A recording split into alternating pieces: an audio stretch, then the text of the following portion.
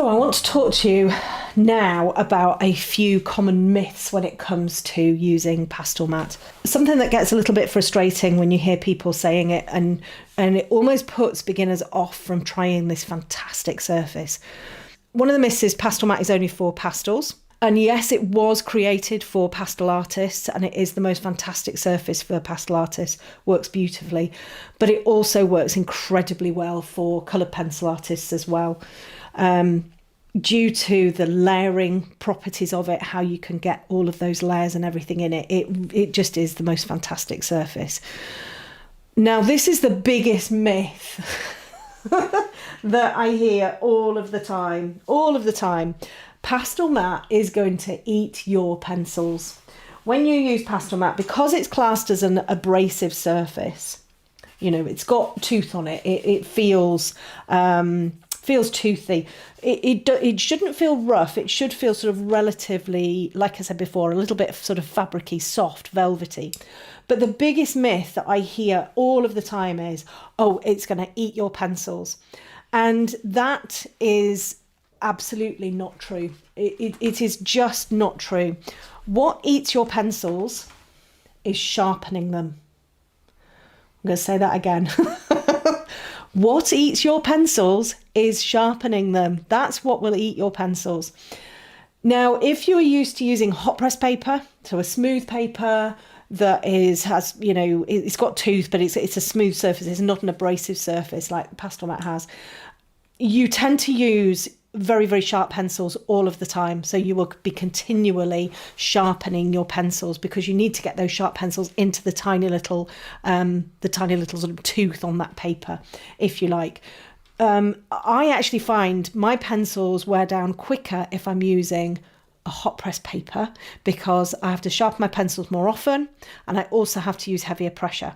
With Pastelmat, the key to getting fabulous work, really rich depth, super vibrant pieces, is to use very light pressure. When I talk about light pressure, I talk about, you know, drawing on the back of your hand and not indenting the skin. I liken it to drawing on a ripe tomato. I've even demoed drawing on the back of an orange segment. Really, really, really light pressure. And that's what's incredibly important, to get that light pressure down, to build those layers gradually. And you don't need sharp pencils. So you can see all of my pencils here. These are ones that I'm using on a regular basis.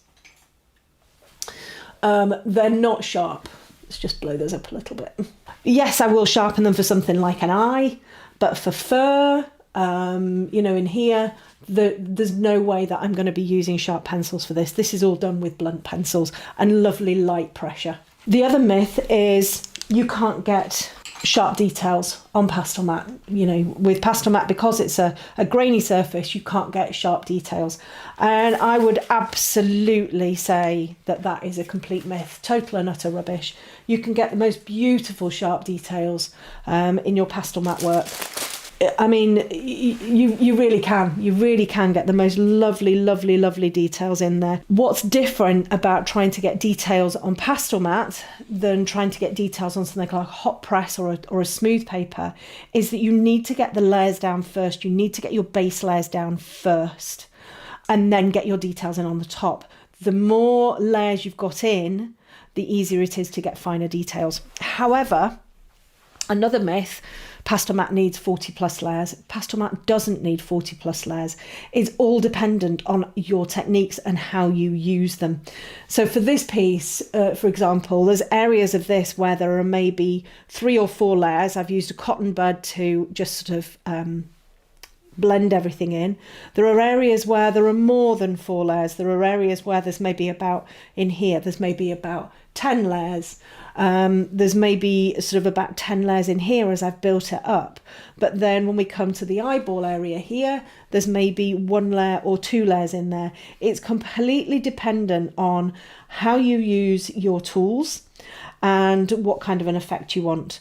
Again, if we go back to the little girl here with her face, it's a little bit pale on here, but with her face, we haven't got very many layers on here at all, but there are areas, particularly in the hat and the darker areas, where we've got lots and lots of layers. So it's not about you've got to have this number of layers on your pastel mat. It's dependent on the subject and it's dependent on your techniques.